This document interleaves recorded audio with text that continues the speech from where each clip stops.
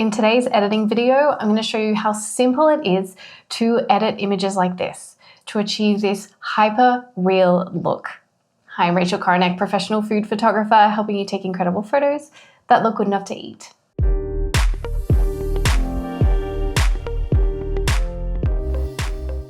I'm going to edit these photos in Capture One, but there are similar tools in different raw editors, so you can choose your favorite. Before we get into how exactly to edit and which tools to use, let's actually break down what it means to create a hyperreal edit. Before we get into which tools to use and how to create this look, let's think about what this hyperrealistic edit means. So here we're looking to create an image that gives a sensation that it's better than the appearance in life. So we're going to have really bold colors. We're going to have artificial looking lighting.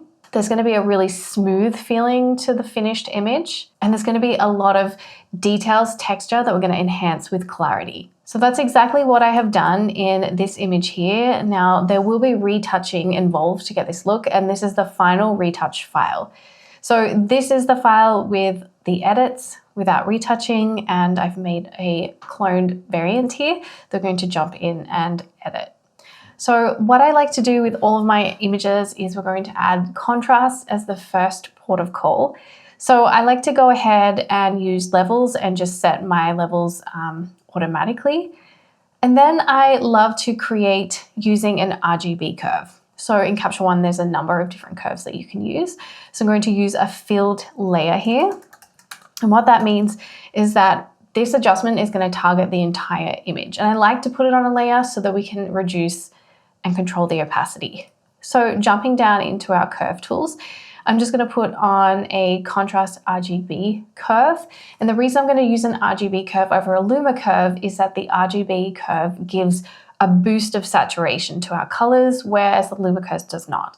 And with the hyperreal edits, we really want bold saturated colors. So I'm going to do that first, and then I can always go around and play with the opacity as I need to for each image. Now we want that really strong sense that this is not natural lighting, which artificial lighting doesn't have to mean it looks bad. It's just going to look a little bit more unrealistic, like a cartoon almost. So what I like to do in our exposure and high dynamic range tools, we are going to look at adjusting the brightness and decreasing the depth of the shadows. So I'm going to increase the shadow slider just to bring some of those shadows out and increase the brightness while I'm still looking at my histogram to make sure I'm not clipping if I need to bring any of the highlights back. And I can also go ahead and change the brightness of our midtones in our levels tool. Now I mentioned saturation is a key here, and some of the contrast adjustments that I've just made have really made this way more saturated. So at this particular moment, I don't think this image needs any more saturation. If anything, maybe it could use a little bit less. But the last edit that we're really looking at is clarity. And the wonderful thing about Capture One is that there are a number of different clarity tools that you can use. For this hyper-realistic look, the classic clarity is going to work best.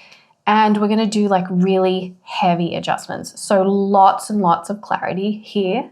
So after we've made those adjustments, so we've gone ahead and done an RGB curve to add contrast and saturation, we're going to brighten the image, mostly targeting the midtones. So using our levels or brightness tools. We're going to decrease the depth of shadow. So here I increased the shadow slider to add that look of hyperrealism.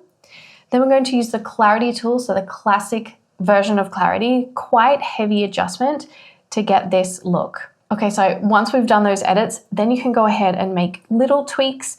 So I think we could bring down the shadows just a little bit, and I want the colors to be bold, so saturated, but also to feel rich. So I might actually go and just decrease the luminance of the red that's really showing out here and just play with the hue of that slider. If I feel it needs a little bit more contrast, I can use a contrast slider. I can go ahead and play with any of the high dynamic range tools that I have. So I feel like this is looking pretty good. And so after I've made those edits, the last key thing to help get that look is to do your retouching. So if we jump into Photoshop, So here is what we started with, and here is where we ended up. So this is a combination of doing your retouching. So if I go ahead and just show you all the little distractions and blemishes and bumps and fluff and whatever, this was all the little distractions that I removed to help us get that really smooth look. I also went ahead and smoothed out some of the wrinkles on the fabric. And then lastly, to give it this sense of the fact that it's not quite real, I've gone ahead and used a brush in Photoshop to give a little sparkle to the specular highlights. So here is where we started with this image, and then here is the final look after we've gone ahead and done all those adjustments and some retouching. If you have any questions on today's lesson, just leave me a comment below. I always reply to every single one. If you'd like to learn more about editing, lighting, and photographing food, you can head to courses.toolovestudio.com to see what classes I have coming up. Thanks for watching, friends. I'll see you next time.